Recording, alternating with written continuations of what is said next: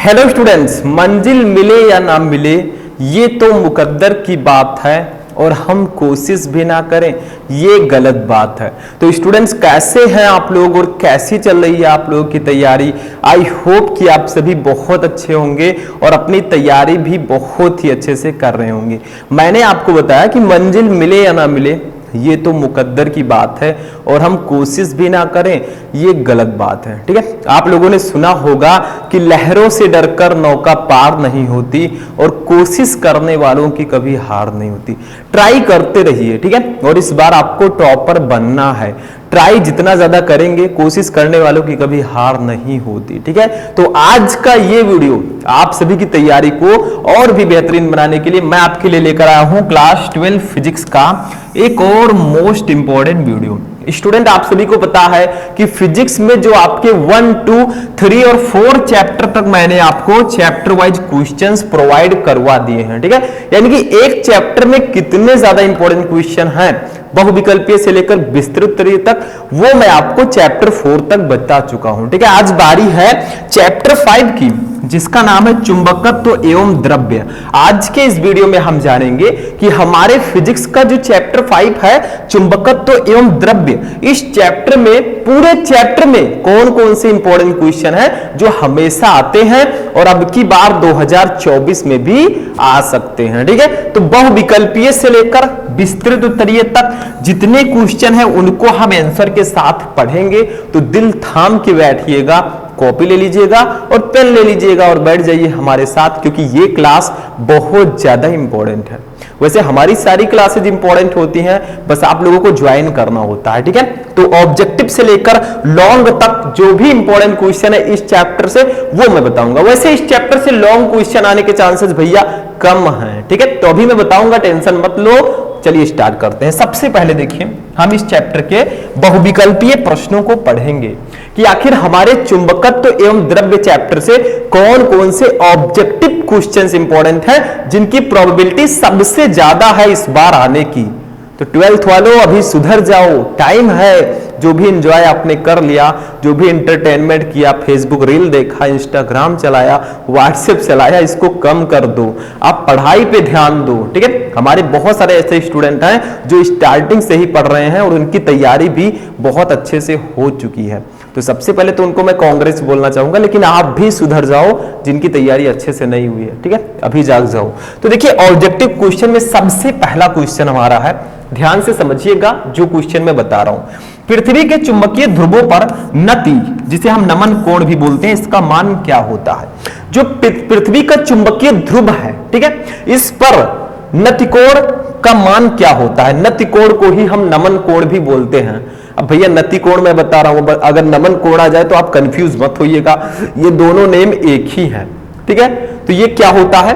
First है 45 degree, second है 30 degree, third है 0 और फोर्थ है 90 डिग्री। तो पृथ्वी के चुंबकीय ध्रुवों पर जो नमन कोण की वैल्यू होती है वो 90 डिग्री होती है।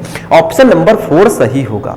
तो जब तक आप पढ़े नहीं रहेंगे भैया कहां से आंसर दे पाएंगे? अगर ये एग्जाम में, अभी तो मान लीजिए मैं आपको बता रहा हूं, आप लोग पढ़ रहे हैं, ठीक है, अभी बोर्ड एग्जाम में आ जाए आप ना पढ़े हो तो प्रॉब्लम हो जाएगी। पढ़े हैं तो आपका माइंड उसको कैप्चर कर लेगा कि हाँ भैया शुभम सर ने इसको पढ़ाया था। तो ज्यादा से ज्यादा पढ़ने की कोशिश करो। अगर आपका दिमाग कहीं ना कहीं उसको पढ़ा होगा तो उसको याद आ जाएगा। ठीक है, दूसरा देखते हैं क्वेश्चन क्या है।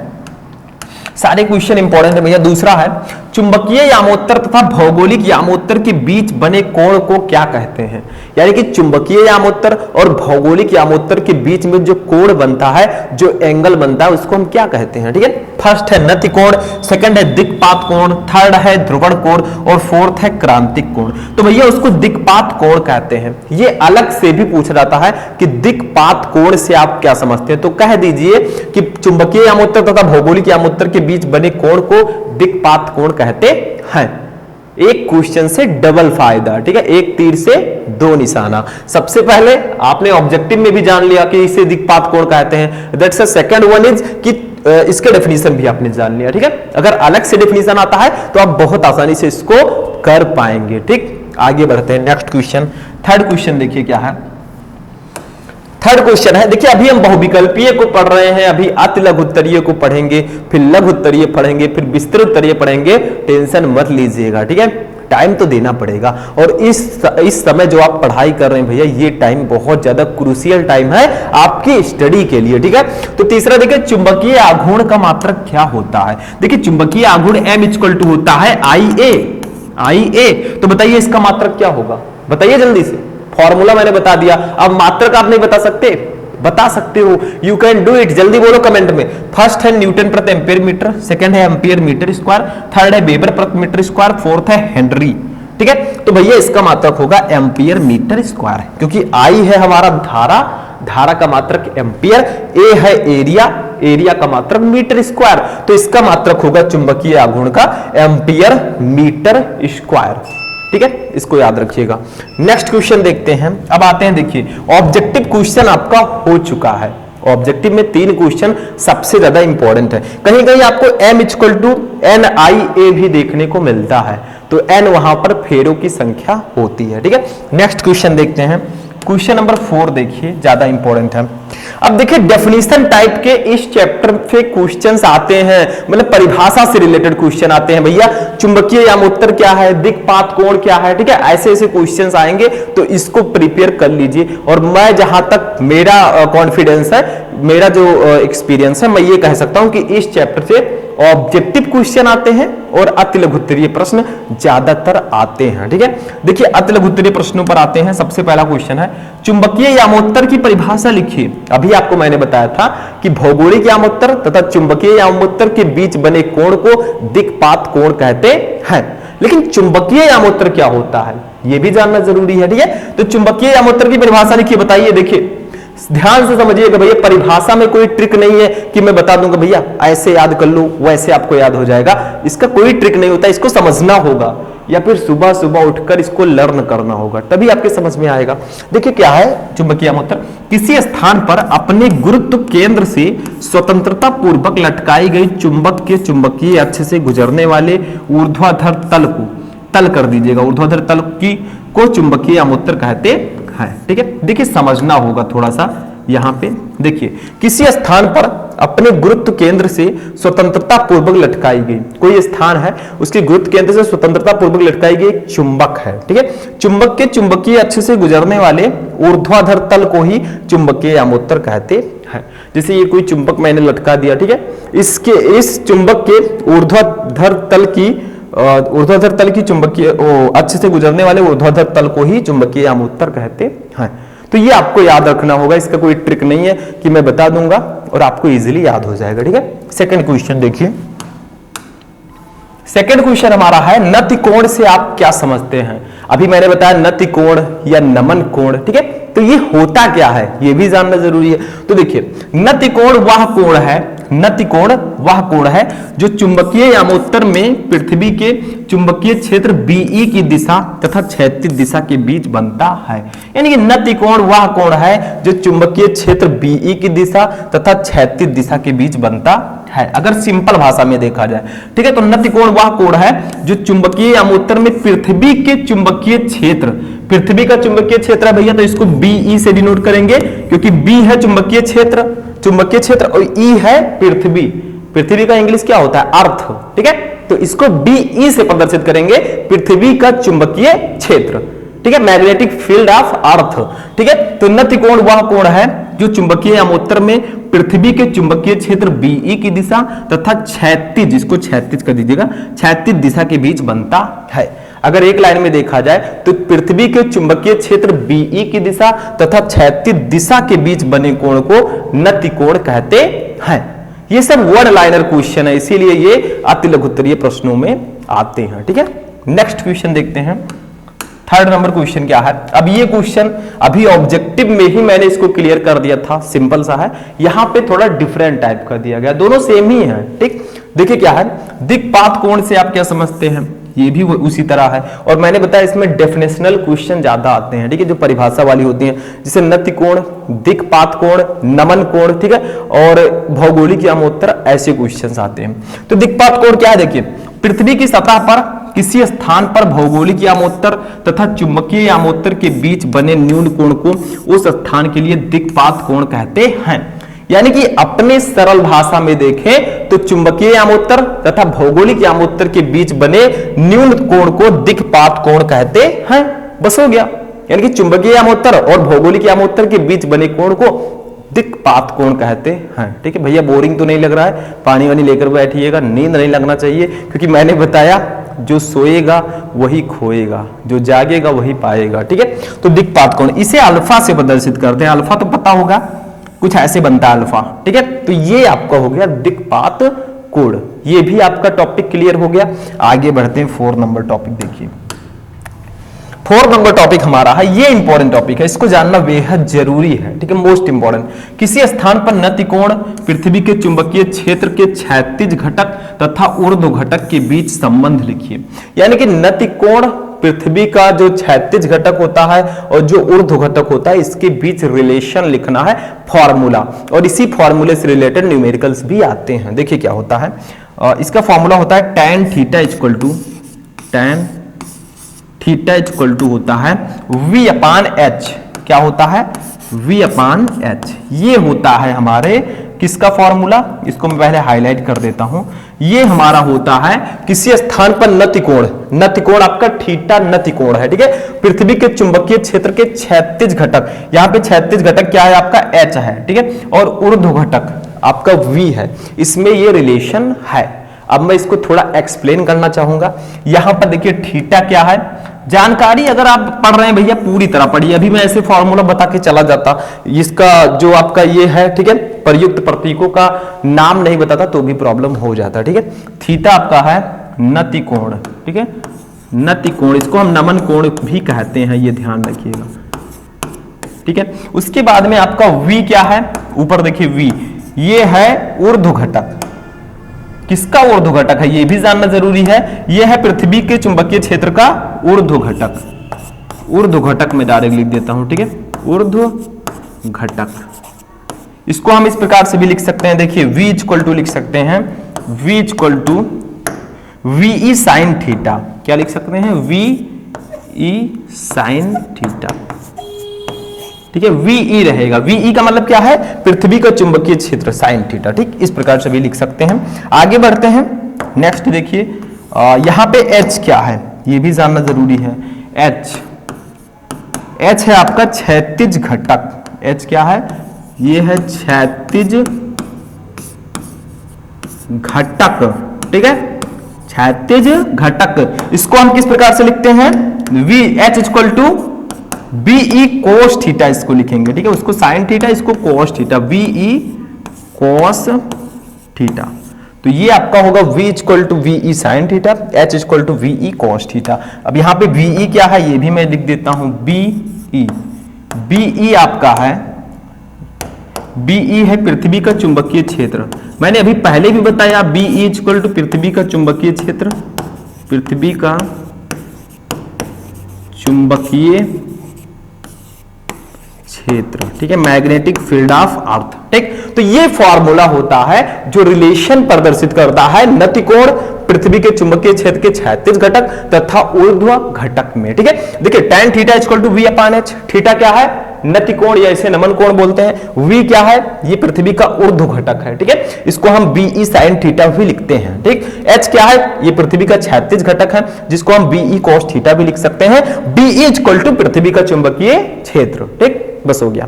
नेक्स्ट क्वेश्चन देखते हैं, इसको नोट कर लीजिएगा सारी चीजों को। नेक्स्ट क्वेश्चन है हमारा 5 नंबर क्वेश्चन।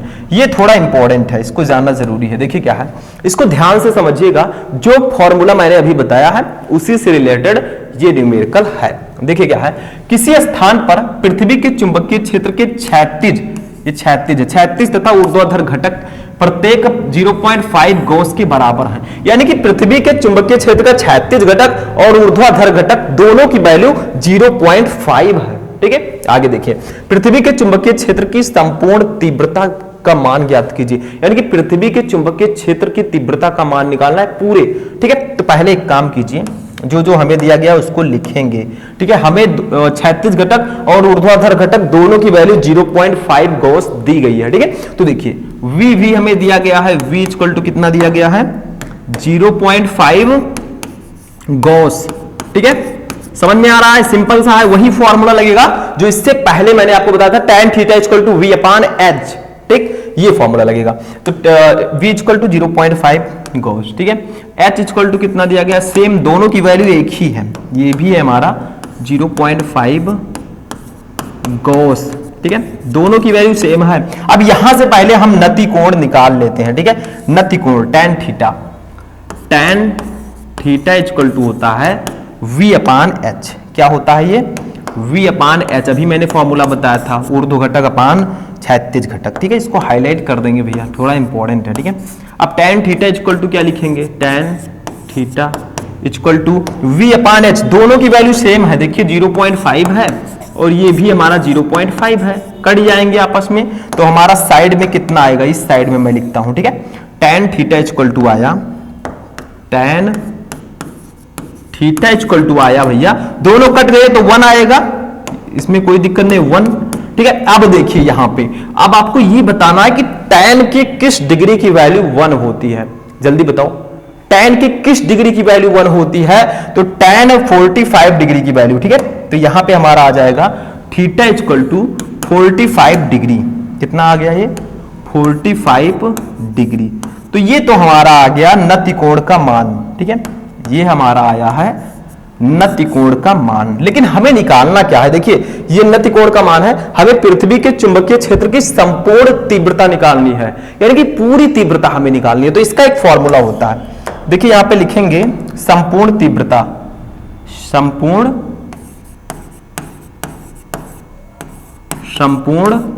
तीव्रता, तो संपूर्ण तीव्रता का एक फॉर्मूला होता है, उसको नोट कर लीजिए, फॉर्मूला होता है B इक्वल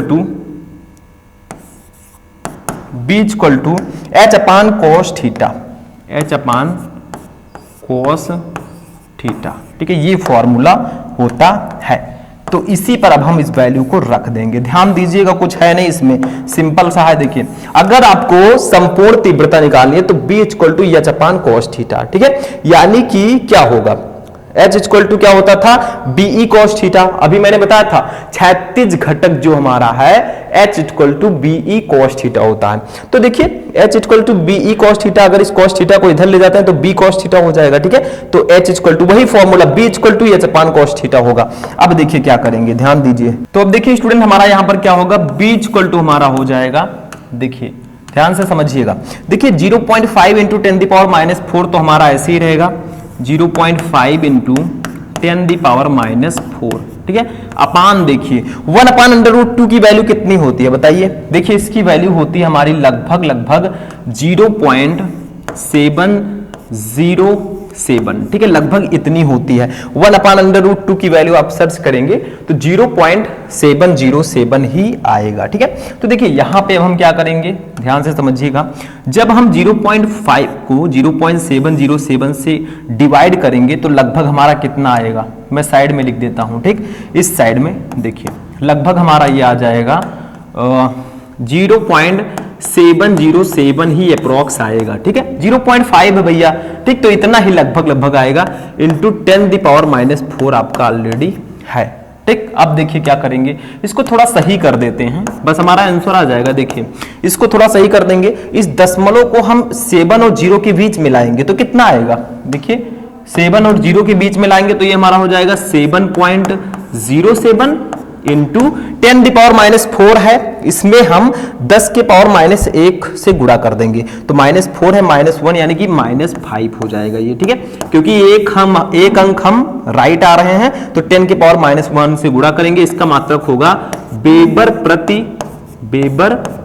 प्रति मीटर स्क्वायर, और यही हमारा आंसर हो जाएगा, ठीक है, यही होगा चुंबकीय क्षेत्र की तीव्रता, बस हो गया, ठीक। तो मैंने आपको बताया कि हमें ऊर्ध्वाधर घटक दिया गया था, क्षैतिज घटक दिया गया था, हमने पहले नति कोण निकाल लिया, थीटा फॉर्मूला हमें पता था, ये आया 1 tan theta equal to 45 degree, क्योंकि tan 45 डिग्री की वैल्यू 1 होती है, ठीक है। अब संपूर्ण तीव्रता निकालने का एक फॉर्मूला होता है B equal to H upon cos theta, H हमारा 0.5 गॉस था, ये CGS में दिया गया था, इसको मैंने SI में कन्वर्ट किया, टेस्ला में, तो 0.5 इंटू 10⁻⁴ हो गया, ठीक है। फिर हमने इस फॉर्मूले पर रख दिया H की वैल्यू cos 45 की वैल्यू 1 अपान √2 होती है, 1 अपान √2 की वैल्यू 0.707 होता है, ठीक है। तो हमारा एटलीस्ट आया 7.07 इंटू 10⁻⁵ वेबर प्रति मीटर स्क्वायर, ठीक है। तो इसको आप लोग नोट कर लीजिए, फिर हम आगे बढ़ते हैं। नोट हो गया स्टूडेंट। चलिए नेक्स्ट क्वेश्चन देखते हैं, क्वेश्चन नंबर 6, ठीक है। ये भी एक न्यूमेरिकल है लेकिन बहुत ही इजी है, ध्यान से समझिएगा। ये न्यूमेरिकल बहुत ज्यादा इंपॉर्टेंट है और इजी भी है। देखिए क्या है, बस दिखने में थोड़ा सा लग रहा है, दिखने में आप लोग किसी को देखकर उसकी औकात का अंदाजा नहीं लगाने का, ठीक है। देखिए यदि पृथ्वी के किसी स्थान पर पृथ्वी के चुंबकीय क्षेत्र के ऊर्ध्वाधर घटक का मान क्षैतिज घटक के मान का √3 गुना है, मतलब ऊर्ध्वाधर घटक का मान जो वो क्षैतिज घटक के मान का √3 गुना है, तो उस स्थान पर नतिकोण का मान क्या होगा। तो इसमें दिया क्या है, देखिए इसमें दिया है कि पृथ्वी के चुंबकीय क्षेत्र के ऊर्ध्वाधर घटक का जो मान है वो क्षैतिज घटक के मान का √3 गुना है। तो इसको किस प्रकार से लिखेंगे, देखिए ऊर्ध्वाधर घटक को हम v से डिनोट करते हैं, इसका मान जो है वो क्षैतिज घटक के मान का 3 गुना है, तो क्षैतिज घटक के मान का √3 गुना है, √3h लिख देंगे। ये होगा हमारे ऊर्ध्वाधर घटक का मान, क्योंकि लिखा है सीधा सीधा कि ऊर्ध्वाधर घटक का मान क्षैतिज घटक के h के मान का √3 गुना है, वही मैंने यहाँ पे लिखा है, ठीक है। दूसरा देखिए हमें निकालना क्या है, ये भी जानना है। तो हमें निकालना है नतिकोण, थीटा हमें निकालना है। कैसे निकालोगे, तो वही फॉर्मूला लगा देंगे। कौन सा, नतिकोण का फॉर्मूला। देखिए नतिकोण, ठीक है, इसका फॉर्मूला हमारा होता है tan थीटा इक्वल टू होता है v/h, ठीक है। ये फॉर्मूला इस चैप्टर में बहुत ज्यादा इंपॉर्टेंट है, इसको नोट कर लीजिएगा, ठीक है। आगे बढ़ते हैं हम। देखिए यहां से हमारा tan थीटा इक्वल टू होगा tan थीटा, v की वैल्यू हमें दी गई है ऊपर, देखिए जल्दी से, ये √3h, तो √3h हो जाएगा, ठीक है। अपान नीचे h ऑलरेडी है, h से h कैंसिल हो गया। tan थीटा इक्वल टू हमारा कितना आया, tan थीटा इक्वल टू √3 आया, कितना आया, √3, ठीक है। और tan के किस डिग्री का मान √3 होता है, बताइए जल्दी से। tan 60 डिग्री का मान √3 होगा, तो थीटा इक्वल टू आ जाएगा 60 डिग्री, ठीक है। यही होगा नतिकोण का मान। तो इसमें तो कुछ नहीं था, आप लिख सकते हैं नतिकोण थीटा इक्वल टू 60 डिग्री, कितना आया है, 60 डिग्री, और यही हमारा आंसर हो जाएगा, ठीक है। बस हो गया।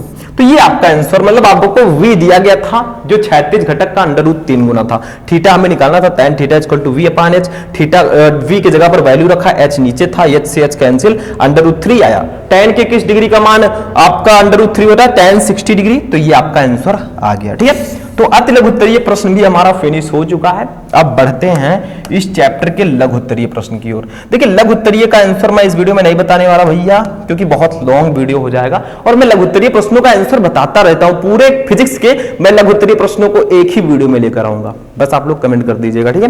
देखिए लघुत्तरीय प्रश्नों में फर्स्ट क्वेश्चन है, चुंबकत्व के परमाणुवीय मॉडल की व्याख्या कीजिए। चुंबकत्व का जो परमाणुवीय मॉडल है इसकी व्याख्या करनी है, ठीक है। इसका मैं अलग से वीडियो लेकर आऊंगा, जो इंपॉर्टेंट है वो मैं बता दे रहा हूं, ठीक है। दूसरा है चुंबकशीलता, चुंबकीय प्रवृत्ति तथा अपेक्षिक चुंबनशीलता से आप क्या समझते हैं, किस प्रकार के चुंबकीय पदार्थ की चुंबकीय प्रवृत्ति ताप पर निर्भर नहीं करती। ये भी बहुत ज्यादा इंपॉर्टेंट क्वेश्चन है, ठीक है, लघुत्तरीय में। अब देखिए इस चैप्टर से मैंने बताया था बहुविकल्पीय और अति लघुत्तरीय आने के चांसेस बहुत ज्यादा हैं, बाकी लघुत्तरीय और विस्तृत उत्तरीय प्रश्न आने के चांसेस थोड़ा कम हैं, क्योंकि ये छोटा चैप्टर है। तो इससे एक ही विस्तृत उत्तरीय प्रश्न आ सकता है, वो मैं लेकर आया हूं। देखिए दिक्पात कोण, नमन कोण तथा पृथ्वी के चुंबकीय क्षेत्र के क्षैतिज घटक की व्याख्या कीजिए। दिक्पात कोण, नमन कोण और पृथ्वी के चुंबकीय क्षेत्र के क्षैतिज घटक, इन तीनों को विस्तार से समझाना है, क्योंकि विस्तृत उत्तरीय है भैया, ठीक है। तो ये आपका विस्तृत उत्तरीय प्रश्न हुआ। तो मैंने आपको आज की इस क्लास में चुंबकत्व एवं द्रव्य के चैप्टर नंबर 5 के जितने भी टॉपिक थे, सारे टॉपिक्स को मैंने एक ही वीडियो में समझाया, ठीक है।